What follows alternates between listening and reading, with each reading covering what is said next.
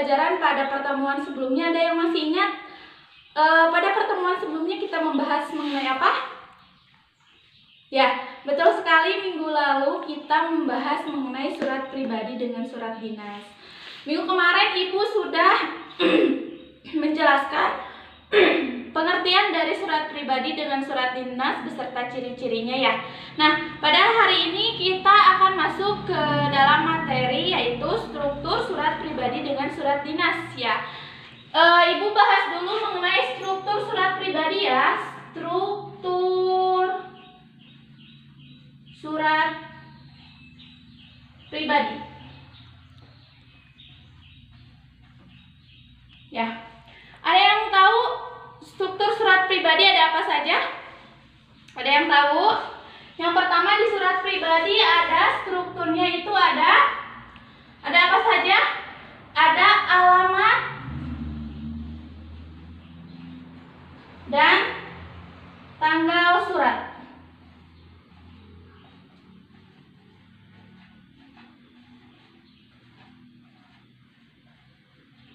Ya. Jadi struktur surat pribadi yang pertama ada alamat dan tanggal surat. Jadi di dalam surat pribadi tentunya pastinya ada alamat dan tanggal surat ya. Untuk alamatnya sendiri bukan alamat pengirim, tetapi alamat yang dituju. Contohnya seperti kepada sahabatku Rina di Bekasi. Terus di tanggalnya juga ada. Tanggalnya itu yaitu tanggal pengiriman surat ya.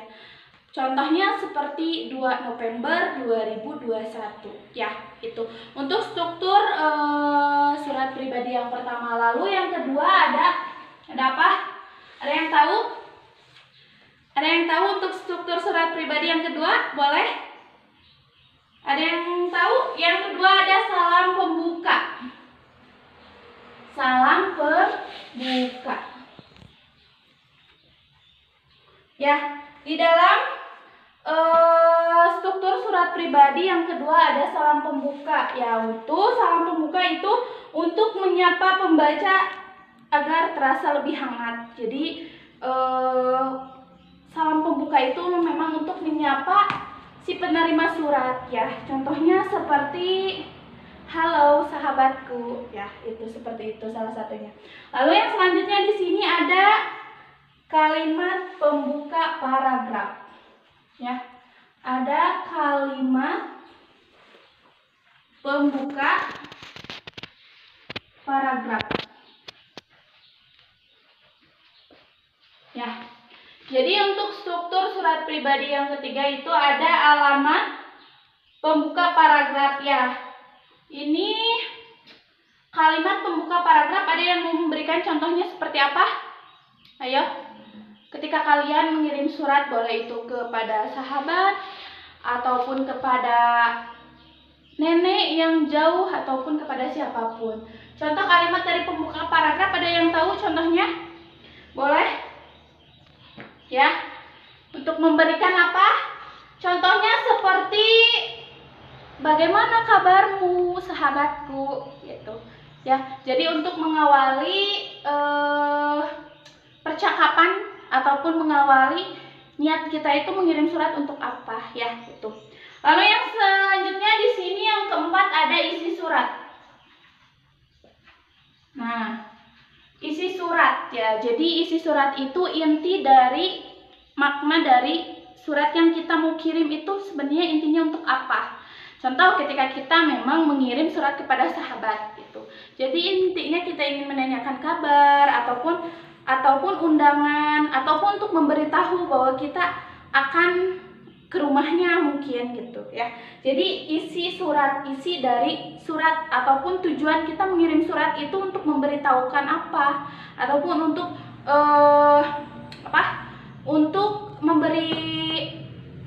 memberitahu isi dari surat kita itu apa ya, isi surat. Lalu yang selanjutnya di sini ada penutup surat ya.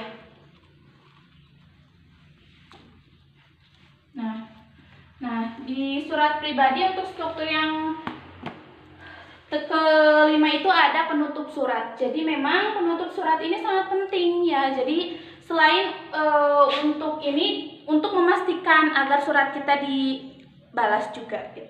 Lalu yang selanjutnya di sini ada nama dan tanda tangan. Nomor 6 ya. Ada nama dan tanda tangan. Ya. Jadi ini penting juga ketika kita membuat surat pribadi ya.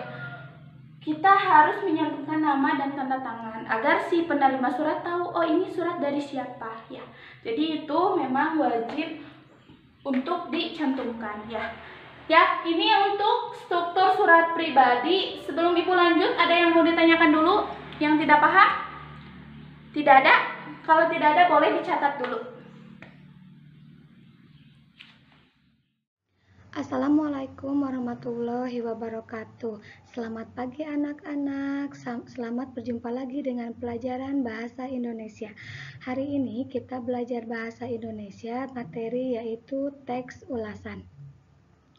Tujuan pembelajaran teks ulasan yaitu siswa dapat membedakan kelemahan dan kelebihan teks ulasan yang diulas.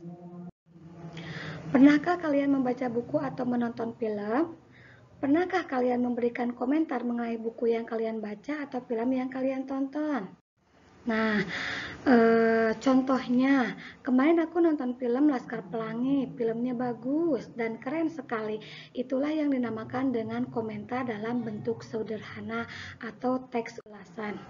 Pengertian dari teks ulasan yaitu suatu teks yang berisi penjelasan, penafsiran atau penilaian terhadap suatu karya seperti film, drama, atau sebuah buku.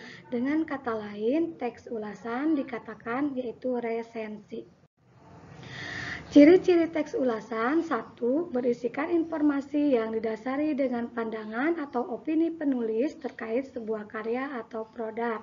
Yang kedua, memiliki struktur yang terdiri dari orientasi, tafsiran, evaluasi, dan rangkuman. Ketiga, pendapat atau opini berdasarkan dengan fakta yang dipresentasikan. Yang keempat, mempunyai sebutan lain yakni resensi. Jenis karya teks ulasan: yang pertama, novel, yang kedua, film, yang ketiga, drama. Selanjutnya yang keempat, lagu, puisi, dan cerpen. Itu adalah jenis karya yang dapat diulas. Ini sebagai contoh teks ulasan sebuah novel Laskar Pelangi yang diresensi. Pertama, identitas karyanya, ada judul, produser, sutradara, penulis, distributor, durasi, dan tahun rilis. Ini merupakan resensi dari novel Laskar Pelangi. Nah, terima kasih. Wassalamualaikum warahmatullahi wabarakatuh. Baik, untuk materi selanjutnya dalam pembelajaran ini yaitu materi tentang pantun. Nah, pantun merupakan salah satu jenis dari puisi lama yang berasal asli Indonesia. Dari beberapa jenis puisi lama yang berasal dari Indonesia itu ada bidal, lalu pantun, karmina, dan talibun. Ada juga yang dari Arab yaitu syair. Banyak sekali syair yang sudah kita dengar mungkin ya. Lalu dari India ada gurindam dan seloka. Jadi pantun itu merupakan jenis puisi lama yang asli Indonesia. Nah, untuk selanjutnya yaitu nanti kita bicarakan tentang pantun, pengertian pantun, syarat-syarat atau ciri-ciri pantun, dan jenis pantun. Nah, ada pantun berangkai atau pantun berkait, yaitu ikatan pantun yang terdiri dari beberapa bait. Baris kedua dan keempat pada tiap-tiap pantun menjadi baris ke-1 dan ke-3 pantun berikutnya.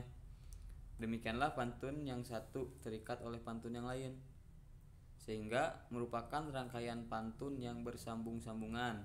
Makanya disebut pantun berangkai atau pantun berkait. Nah, ini nih ada contohnya. Buah ara, batang dibantu, mari dibantu dengan parang. Hai saudara, dengarlah pantun, pantun tidak mengata orang.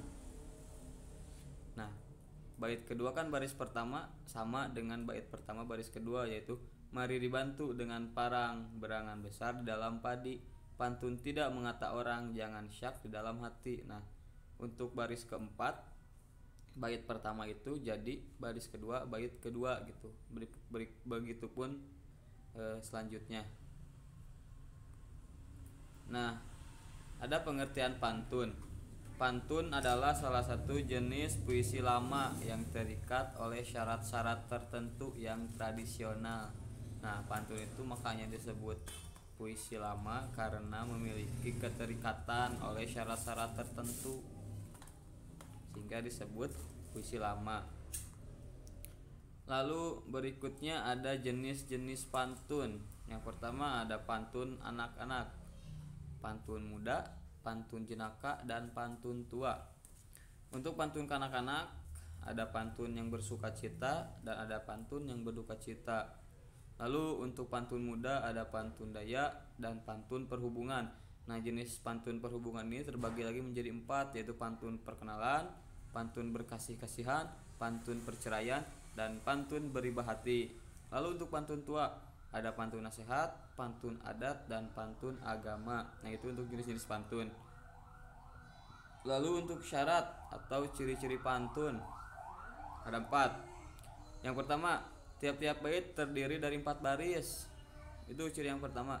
Lalu ciri yang kedua, tiap baris terdiri dari 8 sampai 12 suku kata.